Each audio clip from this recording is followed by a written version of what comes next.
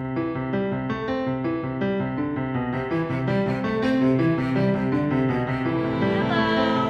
it's Hannah here, the American au pair in Switzerland, and I am going to film a video that is not too long this time because my last videos were way too long. Sorry for those of you who actually finished my rambling. Thank you. So, it's 2017, woo! And it's gonna be a great year. I'm super excited.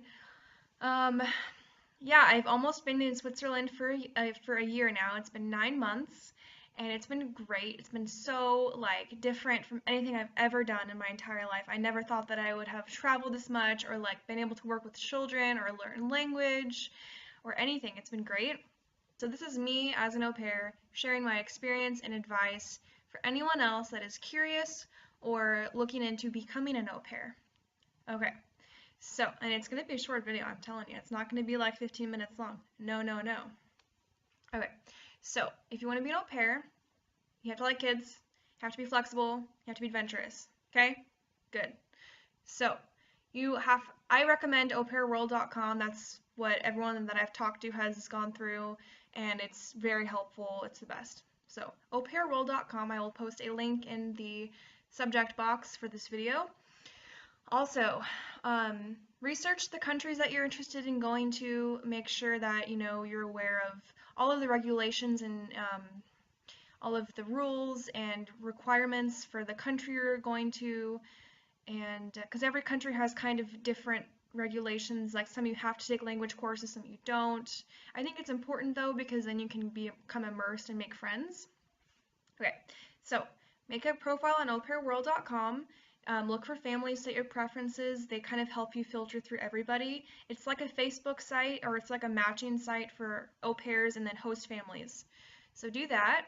And then once you find the person that you have communicated with and ask all of the right questions with, make sure you ask questions, by the way. Like you really need to be very, you have to like the people, you have to feel connected with them. For me, it was more important about the family than the location or the house or anything like that. It's like the superficial things are not important. You're going to be living with these people. You will be living where you are working, and it can be difficult at times, but just really, as long as you make sure that you like the people and you have a connection, it's going to be okay. The people that I'm with, we have a great connection, and we talked a lot. We Skyped a lot. We talked a lot before I came, and I already felt like I knew them before I was here. So, I know I'm talking fast, but this is going to be a shorter video, so I'm going to talk fast. So yes, get your family, start talking about your contract, how many hours you're going to be working. You have to be flexible. You have to be flexible with their schedule, and just talk about any extras, like what you expect from them, and then have them tell you exactly what they expect from you, because that is so important. It's not like a job where you can just be like, oh, la la la la, I'm perfect. Like, you know, I'll do whatever. You really have to share who you are and what you expect from this experience and make sure that they know that, and you get them to tell you theirs as well, like their expectations, because it's so important to be on the same level, the same page, and understand each other. That will make the experience so much better. Really talk about money, talk about hours working, talk about the children, talk about if you're going to be what chores you're going to do, talk about if you're going to be cooking, like what foods the family's like you need to be on a personal level. Like you need to know them very well, and you will get to know them.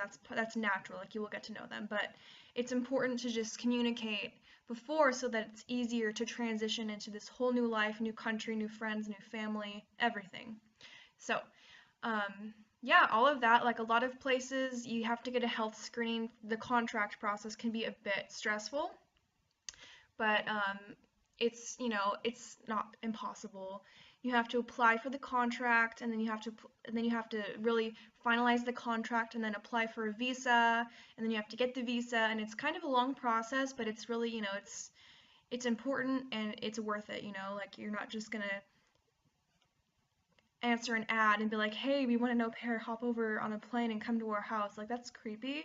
You should be happy that they have the contract and the visa and all of the regulations, because it is for your benefit. It is so that you're protected and safe and looked after. It's not like the government's not trying to like make your life miserable. All of these steps are there for a reason and it's very helpful to you. So utilize the regulations, appreciate the contract, and make sure that you read the contract and agree with it. And make sure that you stick with the contract because the contract is there for you to make sure that you don't get overworked, that you don't get, underappreciated. Luckily, the family I'm with, we communicate a lot and everything is great. Um, so yeah, I've heard a lot of horror stories though, like where the au pair is treated like a slave, like they're, I don't know. It's just it's not a it's a very beautiful experience. You get to share a culture and a life, and you become part of the family, and that's it's not in the contract to become a part of the family, but that's the expectation generally for an au pair. Like you you're not just it's not just a job, it's a whole new life. Of course you need your space. You're like we're all adults. We're not I mean, some people become au pairs at 16, but a lot of people that I've met are in their 20s. They're in their late 20s. I have a friend who was a nurse. Like I have a friend who was I've two friends that graduated college and then they wanted to become an au pair after that. It's not just for young girls that have no idea what, they want to do. It's people that really just want to take time for themselves to explore and have some adventure and learn about the world before they have a family of their own and they, have really they step into a career and a life where they don't have as many opportunities to do that. So it's really great and I said it would be a short video, so I better wrap this up pretty fast. So this is my au pair experience and advice blog. I will have much more details in a written blog post underneath this video. If you check out my blog, it's usagirlabroad.com, and a lot of the videos are just rambling because I am new at this. I'm still new at this. I just figured out how to make thumbnails. Yay, it's the little things that make me happy. And so yeah, bear with me and I will try and make more shorter and more concise blog posts in the future. But to whoever's watching this, thank you. And any au pairs that want to reach out to me, like on my blog, there is a subscribe button. You can contact me. I will try and answer your questions in a timely manner. But yeah, so anyways, bye bye, and thank you for watching.